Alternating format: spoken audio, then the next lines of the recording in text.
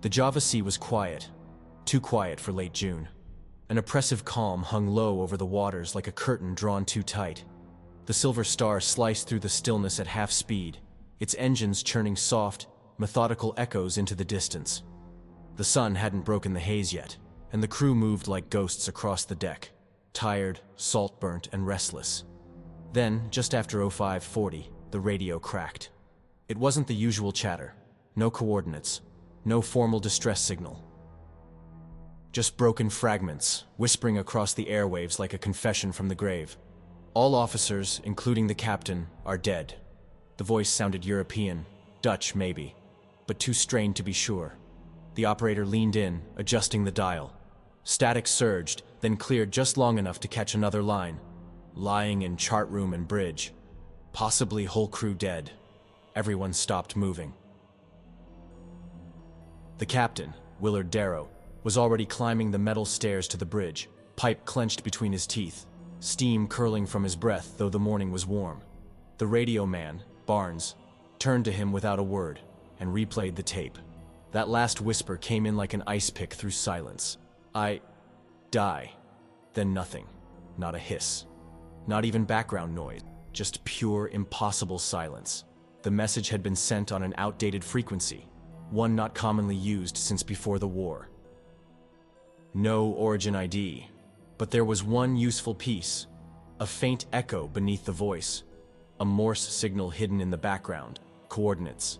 Somewhere deep in the Java Sea, not more than 70 nautical miles east, a location that didn't match any registered vessel's path. Barnes looked up, his voice flat. "It's drifting, sir." Darrow made the decision in under a minute. "Reroute. Prep a boarding team. Whatever's out there, it's not right." Ellis Moore, the youngest on the crew and barely into his 20s, had been watching from the engine room stairs. His eyes didn't blink when the call was made. He volunteered himself without being asked. No one questioned why. He was quiet, always scribbling in his journal, always staring out at the water like he was looking through it. By the time they reached the coordinates, the sun was hanging low and hot, and the horizon bled gold into gray. That's when they saw her. The Ourang Medan drifted alone, her hull half submerged with rust and barnacles clinging to her like parasites. No flags, no movement, no crew waving for help. Just a cold, hollow silence stretching out from her decks like the breath of a tomb. From the bridge of the Silver Star, Captain Darrow raised his binoculars. What he saw stopped his breath. A body, arms frozen mid-reach, mouth agape in a scream that would never finish. The man was lying near the starboard railing, as if he had died crawling towards something he couldn't escape. And beyond him, shadows, shapes, more bodies, unmoving. The sea didn't move around the Ourang Medan. The waves broke away from her, as if the water itself didn't want to touch the hull. The boarding team was assembled in silence. 6 men, armed, with gas masks and lanterns. Barnes came along to investigate the radio system. Ellis carried his journal tucked under one arm. He didn't wear a mask. They rowed across on a steel lifeboat, each oar stroke echoing in a space that seemed devoid of natural sound.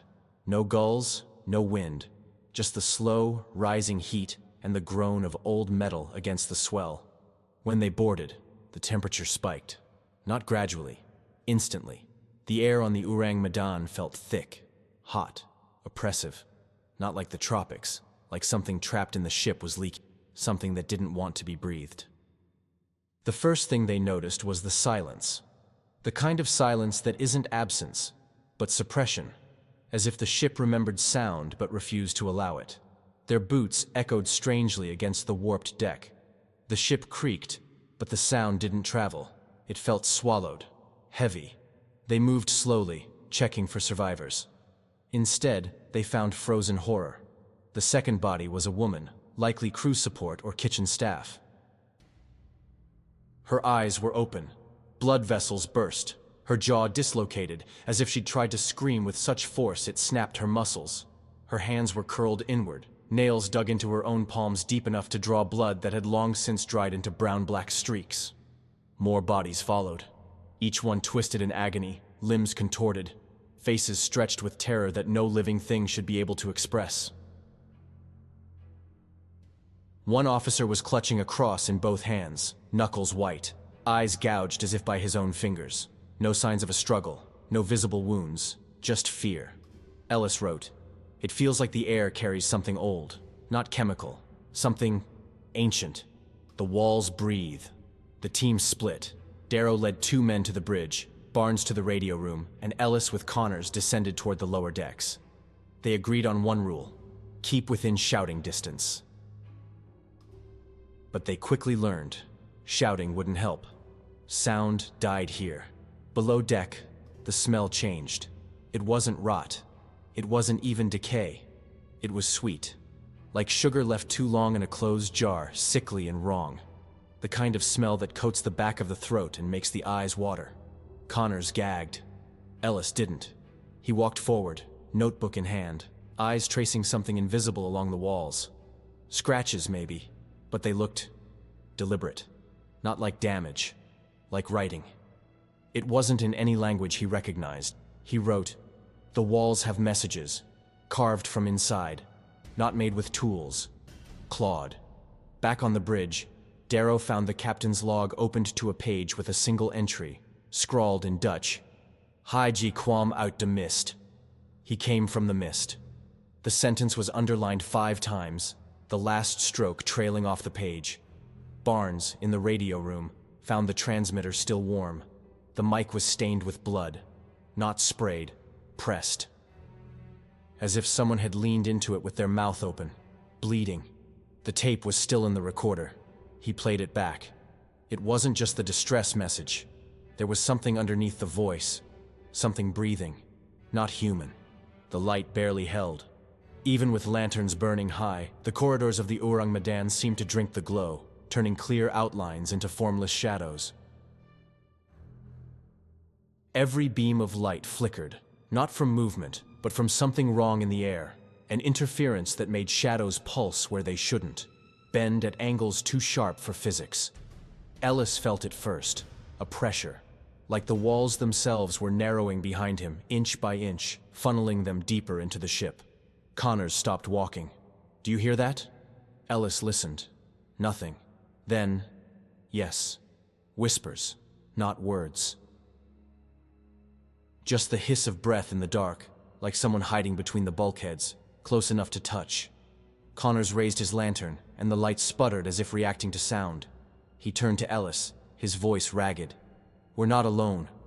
They reached the mid-deck storage corridor, a place meant for provisions. Shelves lined the walls, but the boxes were splintered, claw marks gouged deep into the wood. One box still intact held sealed tins, labeled in Dutch. But the metal had warped from the inside out, like something had grown inside and exploded silently. The smell of that sugary rot was thicker here. Connors covered his mouth. Ellis stepped forward and crouched. More of those symbols, carved into the floor this time, arcing in broken circles like something had spun violently while scratching them out. His hand hovered above the surface. He didn't touch it. He didn't dare. Above them, a muffled sound. Something like a body dropping hard onto the metal floor. Both men froze. Ellis turned to speak, but Connors was staring down the corridor, lantern trembling. There was someone there, just at the edge of the light, halfway obscured by a doorway.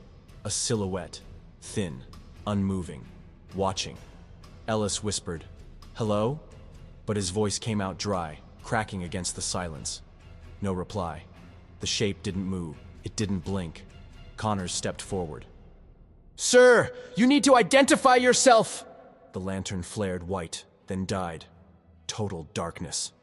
Ellis stumbled back, slamming against the metal wall, ears ringing. Connors screamed, not in pain, but in fear.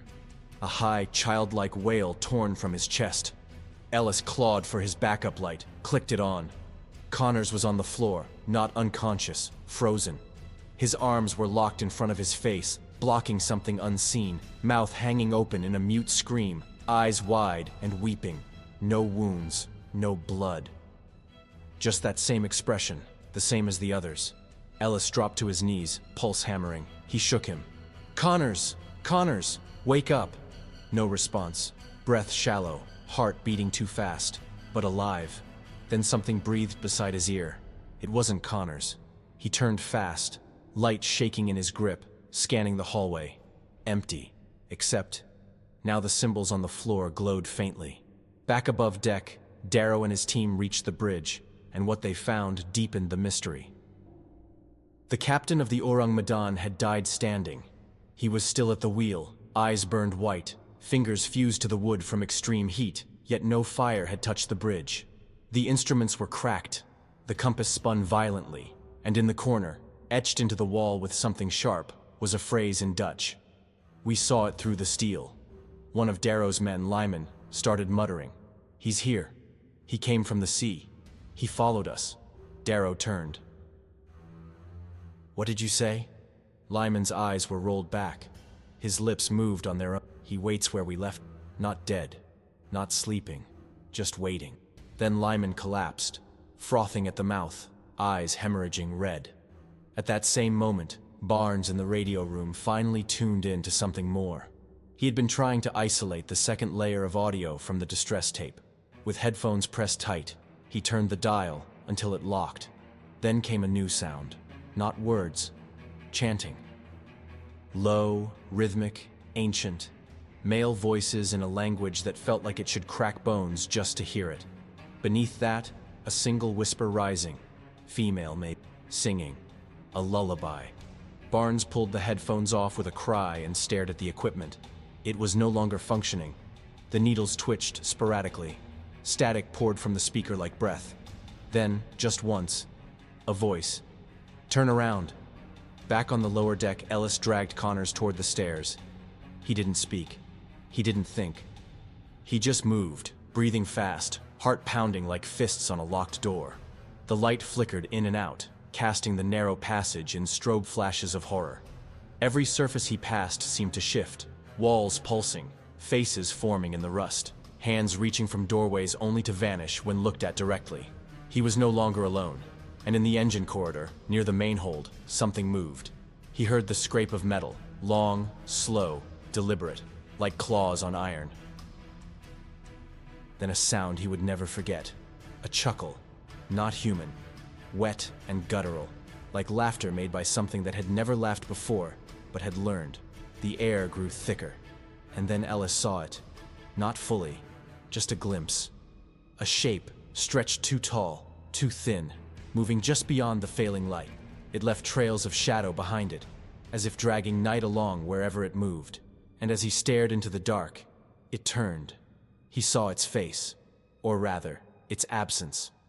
A smooth stretch of pale skin where a face should be, pulsing slightly, as if breathing through invisible lungs. And then it smiled, not with a mouth, but with a shift. The skin stretched upward, suggestive of a grin. Then it spoke, inside his head. "You brought me back." Ellis blacked out. Ellis came to with the taste of iron in his mouth and sweat pouring down his back like warm rain. Connors was still frozen beside him, jaw locked, fingers twitching involuntarily. The corridor behind them was dark, too dark. Not the absence of light, but a presence that devoured it. His lantern was gone, but something else had been left in its place. A handprint, pressed into the steel wall. Not left in dust or blood, but burned into the metal. 5 impossibly long fingers, each one ending in a talon-like tip, glowing faintly, still radiating heat. Ellis stared at it, mind racing with questions he couldn't afford to ask. He pulled Connors upright, dragging him the last stretch to the stairwell, where light from above still pulsed like a heartbeat. They reached the central deck just as Darrow and Barnes reassembled the group. Lyman was dead. Brain hemorrhage, according to Barnes. Though what could cause one so sudden and complete he couldn't say. The others looked hollow, eyes darting to corners, flinching at shadows. No one spoke of what they had seen. No one dared to guess. Then the smell returned. That sweet, putrid fragrance, like burnt sugar and dying flowers, but stronger, pervasive. And beneath it, the unmistakable sting of something chemical. Barnes turned to Darrow. "Sir, we need to check the cargo hold." Darrow hesitated, as if the words themselves had weight. "You think that's where it started?" "No," Barnes replied. "I think that's where it's waiting." The hold was sealed with 3 rusted chains, each marked with old naval tags stamped in a language no one on the Silver Star recognized. Not Dutch, not Japanese. Ellis noted that the links had not corroded. Unlike every other surface on the Ourang Medan, these chains were pristine, almost polished, as if they had been placed not to contain something, but to protect the world from it. Darrow pried the last chain loose, and the heavy steel hatch groaned open with a sigh that sounded far too much like relief. Inside, everything changed. The hold was vast, deeper than it should have been for a ship of this class. Lantern light barely touched the far walls. The air was warmer, thicker, humming with a low frequency that vibrated through the bones. Dust hung unmoving in the air, suspended like it had forgotten how to fall. At the center of the space sat a cluster of metal canisters, half a dozen, uniform in shape, none labeled. But it wasn't the canisters that caught their eyes. It was what surrounded them, symbols, the same as before, but this time arranged in perfect circles, layered one atop the other like ripples on black water. Each line deeper than the, not carved, but burned into the deck. A scorched pattern so intricate, it seemed to pulse in rhythm with their own hearts. Barnes stepped forward. "These aren't chemical drums." Ellis was crouched by one of the canisters. It was humming. Darrow asked, "What do you mean?" "They're containment vessels." "For what?" Barnes didn't answer. He couldn't. That's when they heard it. A slow, dragging sound from the far end of the hold, like something heavy moving across the steel. Something with limbs. One of the crewmen raised his light. The beam caught the edge of something shifting in the dark. Tall, slender, wrong. The same presence Ellis had seen in the lower deck, but now it was moving toward them. They began to back away. No one ran. Not yet. Fear had stiffened their joints, slowed their limbs. The air thickened. A vibration moved through the metal, humming louder, echoing in their teeth. Then, a voice. It didn't come from the creature. It came from everywhere, inside their ears, inside their bones. "You opened the gate." Ellis stumbled back. "What gate? You took it from where it belonged." Barnes reached the canisters. His hands trembled as he placed his palm against one. It was warm, pulsing. Something moved inside. He whispered, "It's still alive." Darrow pulled him back, but it was too late. The canister burst open with a hiss, releasing a cloud of silver mist that coiled upward like smoke with intent. Not drifting, crawling. The mist spread across the floor in tendrils, seeking flesh, climbing legs. One man, Foster, screamed as it wrapped around his neck. The scream was cut short. His body jerked once, then fell. His face was untouched, but his eyes were gone. Not missing, hollowed out, like they'd been sucked from inside. Darrow ordered everyone out. Now. They ran. Ellis lingered a second longer, eyes fixed on the circle of symbols. And then he saw them shift. The lines bent. Not randomly, deliberately, like something beneath the deck was reshaping them, realigning the seal. He realized then, they hadn't broken in. They'd been invited. Back on the deck, the sun was gone. The sky had turned the color of dried blood. Thunder cracked overhead, but no rain came. The ocean had turned still as glass. The Silver Star sent another signal. Emergency code. Then the fire started. Smoke erupted from below the Ourang Medan's decks. Not black, not gray, white, like the smoke of burning salt. One of the men screamed from the railing, pointing at the hull. The steel was melting, from within. Ellis watched as the runes burned bright one final time, then shattered. And from below, something began to rise. There was no time to think. The fire spread too fast, too impossibly. Flames bloomed through the bulkheads like veins igniting beneath skin, crawling up the walls and down the stairwells in liquid streams of heatless white. It didn't burn the way fire should. It didn't crackle.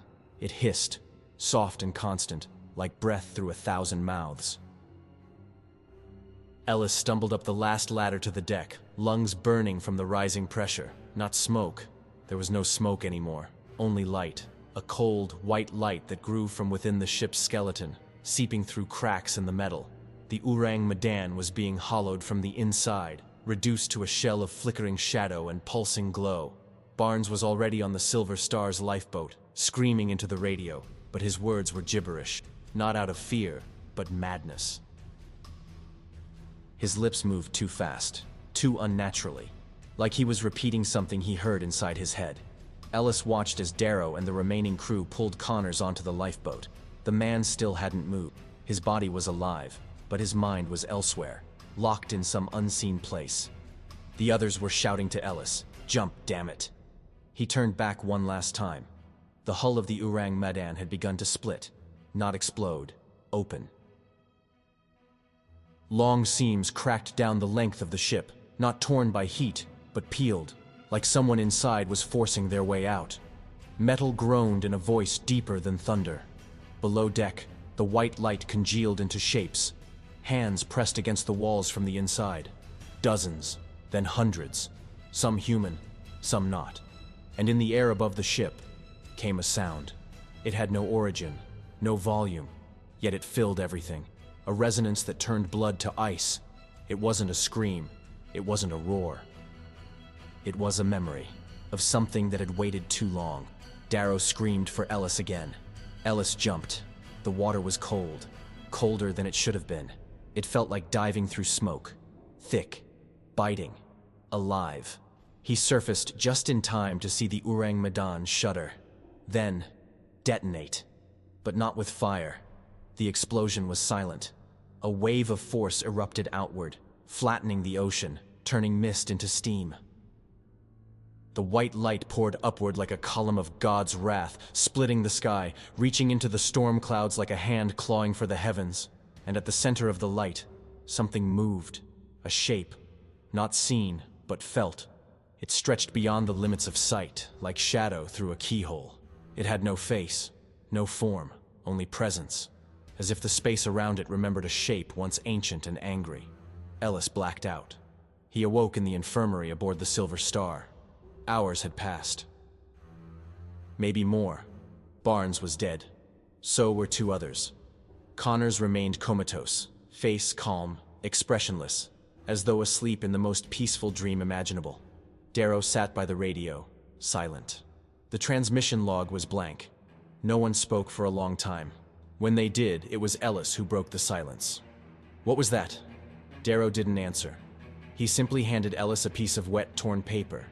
It was from the Ourang Medan's manifest, faded ink, scorched edges. But one word remained legible. "Bind." Ellis stared at it, fingers shaking. "You think they were holding it there?" Darrow nodded, slowly.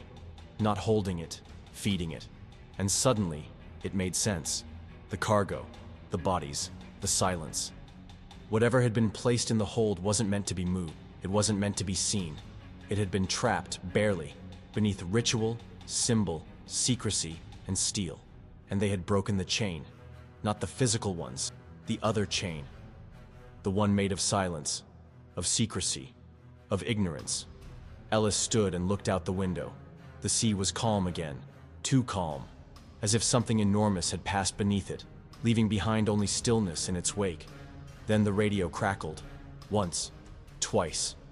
Then came the voice. "All officers, including the captain, are dead, lying in chart room and bridge. Possibly whole crew dead." It was the same message, the same voice, but they'd already heard it. It was impossible. The Ourang Medan was gone. Then came the whisper.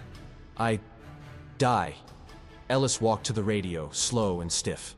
The speaker buzzed again, but this time the voice wasn't Dutch. It wasn't human. It said just one word. Again. 2 weeks later.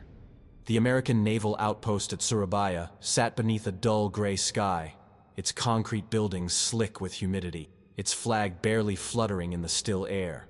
Inside, fluorescent lights buzzed above a small interrogation room, a table, a chair, a man. Ellis Moore sat alone, pale and gaunt, hands folded tightly, fingers twitching when he thought no one watched. He hadn't slept much. He hadn't spoken much either. The nurses said he often mumbled in his sleep, phrases in no known language punctuated by sudden screams. The door opened. 2 men in Navy uniforms entered, Commander Briggs and Dr. Keller, a civilian psychiatrist contracted by the military. They didn't sit. They just stood across from Ellis and turned on the recorder. "Tell us again," Briggs said. "What happened aboard the Ourang Medan?" Ellis looked up, slow and hollow-eyed. "You won't believe me. Try us." He began with the transmission, the silence, the corpses, the symbols. He described the canisters, the unnatural fire, the light, the soundless explosion. He even described the thing, as much as he dared. Keller interrupted only once. "You say it spoke to you." Ellis nodded.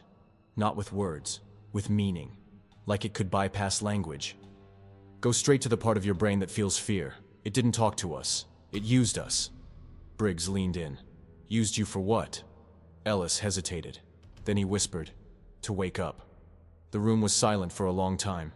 Keller took notes in silence. Briggs tapped his pen. "You're saying this entity, whatever it was imprisoned on that ship? And that it manipulated the crew into releasing it?" "No," Ellis replied. "It waited for the right kind of fear. That's what it feeds on. Not pain. Not blood. Terror. It needs human terror like fire needs air. The crew didn't die from poison. They died from seeing it, from knowing it existed." Briggs frowned. "Then why are you still alive?" Ellis looked down at his hands. "Because I didn't see it," he said quietly. "Not fully. I saw its shadow. I heard its voice. But I never looked it in the face." Keller closed his notebook. "And if someone did?" Ellis didn't answer. He only stared ahead. Briggs stood. "That'll be all." They left the room, but the camera kept rolling. Ellis didn't move. Then, after almost 3 minutes of stillness, he leaned forward, staring directly into the camera lens. "I think it followed me." Ellis was discharged a week later, cleared for duty, though no one really expected him to. He boarded a supply vessel bound for Jakarta, alone in a cabin with his journal and a bottle of morphine he pretended not to have. At night, he heard whispers in the sometimes laughter, sometimes scratching. He began to dream in symbols, circles, spirals, glyphs he couldn't understand but instinctively feared. Every time he tried to draw them, his hands shook violently. Once, he woke to find one etched into his cabin mirror. Perfect, precise, traced in condensation from his breath. The same one that had glowed on the floor of the hold. He wiped it away. But the next morning, it was back. He tried burning the journal. It wouldn't catch. The paper blackened but refused to curl. Ink bubbled but didn't run. In the end, he locked it in a steel box and dropped it overboard somewhere near the Sunda Strait. That night, he dreamed of the Ourang Medan, drifting, untouched by waves, a light pulsing inside her like a heartbeat. And on the deck, Connors stood smiling, whispering something Ellis couldn't hear. When he woke, the porthole was fogged over with another symbol. This one different, sharper, angrier, like a command. He didn't sleep again for 3 days. In Washington, the Navy's official report classified the incident as an unsanctioned transport of experimental nerve gas. The Ourang Medan was struck from maritime records. All surviving crew from the Silver Star were reassigned or discharged. The audio tape was archived under anomalous frequencies, Class C. But Keller never forgot. 2 years later, he received a parcel. No return address. Just his name, scrawled in handwriting he didn't recognize. Inside was a page, ripped from a journal. It contained only one sentence. "I know its name now." And beneath that, in a trembling scrawl, "It's whispering through wires." That night, Keller's radio turned itself on. He lived alone. No one else heard the voice. It was the summer of 1997 when Ava Moore inherited her grandfather's belongings. She was 29, a history doctoral student in Portland, more fascinated by maritime legends than real ones. When the lawyer handed her the key to a storage unit in Tacoma, she assumed it would contain old tools, books, maybe a few medals. Instead, she found something much stranger, a locked steel box, heavy, cold, sealed with 2 padlocks so rusted they cracked under minimal pressure. Inside, a single object, wrapped in oilcloth, a journal, black leather, water-damaged, stitched by hand. The front bore no name, just a symbol, a faint, circular engraving. She traced it absent-mindedly with her thumb, not knowing why it made her skin crawl. When she opened it, the smell of salt hit her like a memory. The entries began in 1947. It didn't read like a sailor's log. It read like a descent into madness. Her grandfather's handwriting shifted with each page, tight and neat in the beginning, then jagged, erratic, as if written under duress or through trembling hand. He spoke of a derelict ship, of symbols carved into steel, of whispers in sealed rooms, of something that lived not in space, but through perception, a presence that required witnesses to exist. Ava was intrigued. The rational part of her mind said this was PTSD, nothing more. A man haunted by wartime trauma. But something else gnawed at her, a thread in her gut that felt too true. Her academic curiosity overtook caution. She began cataloging the entries, photographing symbols, cross-referencing them with ancient languages, Sumerian, Aramaic, early seafaring sigils. None matched. But some resembled. On the 17th page, Ellis wrote, "If you find this, don't speak the symbols, don't draw them, don't think about them for too long. They know when they're being remembered." That night, Ava dreamed of a ship on fire. Not in the ocean, in the sky, sailing upside down through clouds of ash, its hull groaning as something clawed its way through the smoke. She woke, gasping, and her apartment smelled faintly of burnt sugar. Over the next week, Ava's life began to shift. Electronics flickered when she passed.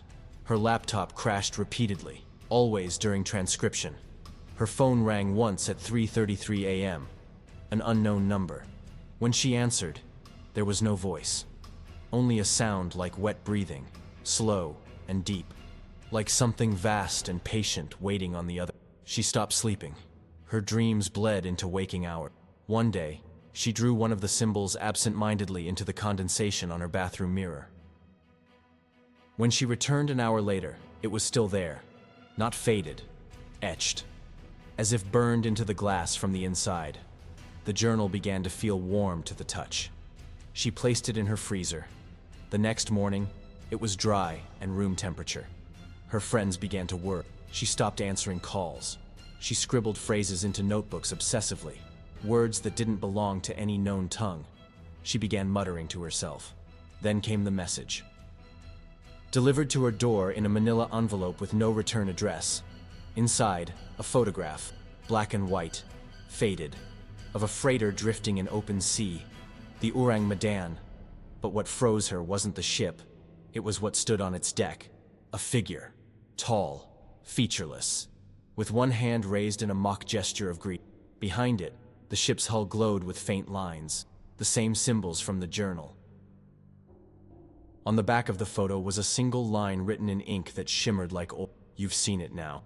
That night, Ava placed the journal into a fire pit in her backyard. She poured lighter fluid until her eyes watered. She lit it. The flames hissed, rose, licked the leather. But the journal did not burn. The fire danced around it, recoiling like a living thing. The pages flapped open, and the air grew heavy. She heard something behind her. She turned. No one. But the shadows were longer. And from the trees came a whisper. "You brought it back!" She screamed. And for a moment, just one, she saw eyes, not in the trees, but in her own shadow, watching her from within. She collapsed. She woke in her bed, the journal on her nightstand, open to the last page, one new line written in a different hand. The gate is open again, and below it, etched not in ink, but in a deep blackened scar across the page. "Thank you." Ava tried to leave. She packed the journal in a metal box lined with salt, wrapped it in layers of lead foil, and drove 4 hours north into the Cascades. Her plan was simple: find the deepest part of the forest, bury it, and never return. But somewhere between mile marker 214 and the last turnoff, her GPS died. Her phone too. The sky turned overcast. The trees grew thicker. She drove in silence for nearly an hour before realizing she had passed the same rock formation twice. The road was looping. She stopped the car, stepped out. The forest was quiet. Too quiet. No birds. No wind. She opened the trunk to remove the box. It was gone. In its place, Sitting alone on the rubber lining was the journal, open to a new page, her handwriting. I am the anchor now. Ava didn't scream. She didn't cry. She just stood there, breath shallow, watching as shadows curled around the trees. She felt the cold before she saw the fog, a slow white mist seeping through the undergrowth. The same that had risen from the Ourang Medan's hold. It coiled around her feet. Her breath caught, and in the fog, a shape moved, tall, thin, watching. She got back in the car. She drove back home. The road was straight now. She tried everything: digital deletion, fire, acid, burial. The journal reappeared each time, on her kitchen table, on her pillow, once even in her hand as she woke. It wasn't just following her, it was part of her now. She researched similar events, cursed artifacts, maritime disappearances, unsolved naval tragedies. The Ourang Medan showed up only in fragments, scrubbed from official records, relegated to ghost ship lore. But deep in an obscure Indonesian maritime archive, she found a scanned page from 1947, an unsent report by a Dutch intelligence officer. The last line: "The vessel was a vessel in more ways than one. Its cargo was not of this world." Ava began recording her experiences, just as Ellis had. But every night her notes changed. Words rearranged themselves. Symbols bled through the paper. Once, her entire computer hard drive was wiped clean, save for one folder labeled "Remember." Inside, a single image. The same photo from the manila envelope. Only this time, the figure on the deck was looking directly at her. Its face now partially visible, twisted, human and not. A shifting mass of eyes and smiles and memory. She began hearing its voice again. Only now, it didn't wait for sleep. It spoke through the radio, through static, through the click of her stove. "You are the gate now." One night, Ava received a call. No number, no caller ID. She almost didn't answer. But something in her gut told her it was inevitable. She lifted the phone. Silence. Then the voice. Not hers, not her grandfather's, not human, but familiar. "You've done well." The memory spreads. Click. The line went dead, and from her bookshelf the journal fell with a thud. When she opened it, every page was blank, except one, the final page. The symbols had returned, but now they pulsed, slowly, like breathing. Beneath them, in fresh ink, time to pass it on. She tried to warn someone. She went to the university, spoke with a folklore professor, gave him a photocopy of the journal. He laughed. "A fine creepypasta," he said. "Students these days." The next day, he was found in his office, eyes blackened, nails embedded in his palms. His final email was to her. "He saw me." The photo was attached. Only now, two figures stood on the deck of the Ourang Medan. One was the original. The other was her. Ava disappeared 6 days later. No note, no struggle. Her apartment was untouched. But her phone was found on the floor, screen shattered. On the wallpaper, a symbol, burned in from the inside. The journal was never recovered. But 10 months later, in a second-hand bookstore in Bellingham, Washington, a young woman bought an old black notebook with strange pages and no markings. She told the clerk, "It smells like salt." She took it home. And that night, for the first time, she dreamed of a ship on fire. There's a frequency most radios can't reach. It sits just outside the edge of human perception, above numbers, beyond waveforms, a crack in the static where something waits. Not a message, a presence. For those who've heard it, it begins with silence. Then, a low hum, like a tuning fork buried in your bones. Then, eventually, a voice. Not one you hear. Ava's story didn't end with her disappearance.